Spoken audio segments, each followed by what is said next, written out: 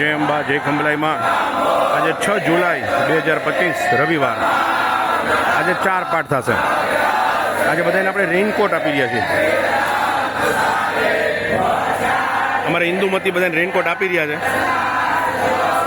એમની સેવા અપરંપાર છે ખરેખર. મમતાબેન, મયુરભાઈ, હિન્દુબેન, બધા વિકેશભાઈ, નિકેશભાઈ.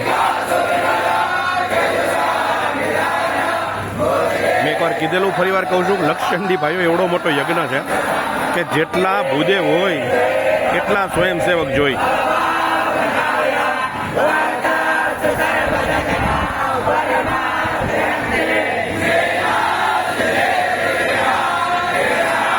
આપણે પરફેક્ટ કરાવીએ છીએ. ઉપાચાર્ય 6 હશે, સતત ધ્યાન રાખે. 1, 2, 3, 4 બેઠા છે, 5 ને 6. એને જુદી દક્ષિણા આપીએ છીએ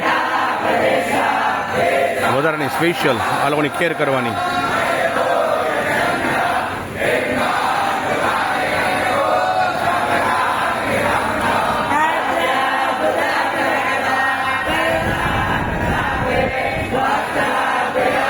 રેઇનકોટ બધા એને સરસ મજાનો બહુ સારા કંપનીનો લીધેલો છે.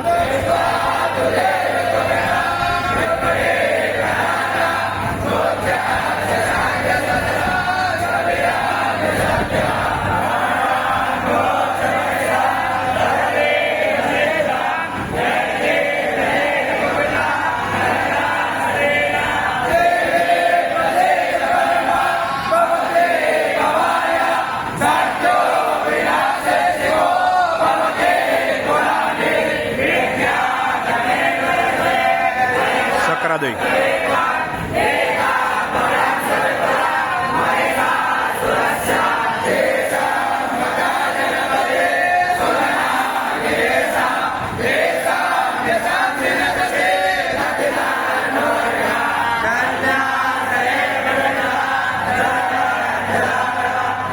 મમતાબેન સતત જોતા જાય કે બધું જ થાય છે ને. એક પણ શ્લોક ચૂકાતો નથી ને, કન્ટિન્યુઅસ બેસે છે અહીંયા સવારેથી 7 વાગ્યાથી. એક પણ મંત્ર ચૂકાતો નથી ને એમની જવાબદારી છે. બધા જ પેજ અહીંથી હલતા નથી. આચાર્ય શ્રી હેમચંદજી મિશ્રા,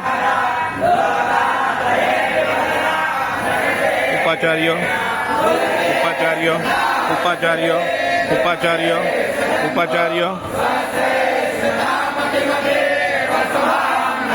ઉપાચાર્ય.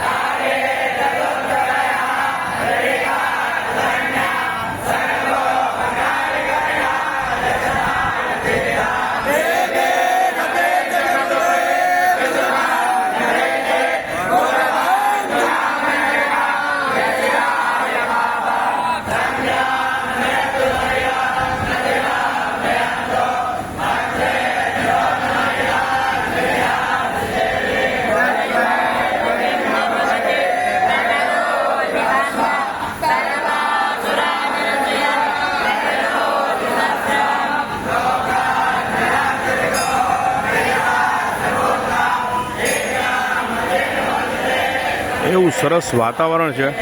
તળાવમાં પુષ્કળ પાણી આવી ગયું છે. ચારે બાજુ સાયન્સમાં ક્લોરોફિલ, હરિતકણ, હરિત દ્રવ્ય ને ધર્મમાં તો એનો કોઈ સવાલ જ નથી આવતો. બ્રીઝ, માનું મંદિર નવા રંગરૂપાન સાથે. ભાઈઓ 12 કરોડથી વધારે જાપ થશે. મંત્ર ને શ્લોક 12 કરોડથી વધારે. આજે તો હું તમને નહીં મોકલું, કાલે મોકલીશ લગભગ એક ગણતરી પાછી. કદાચ હવે આપણે 50,000થી ઉપર ચંડીપાઠ થઈ ગયા છે દુર્ગા સપ્તશતીના. હજી 50,000 મિનિમમ લક્ષ્યાંક. વધુમાં વધુ આપણી ગણતરી 1,12,860. 18 ઓક્ટોબર 2025 ધનતેરસ સુધીમાં 1,12,860. કદાચ માં કરાવશે એનાથી વધારે કરશું, પણ લક્ષચંડી માટે 1 લાખ પાઠ થવા જરૂરી. 50,000 પાઠ કદાચ થઈ ગયા છે ત્યારે.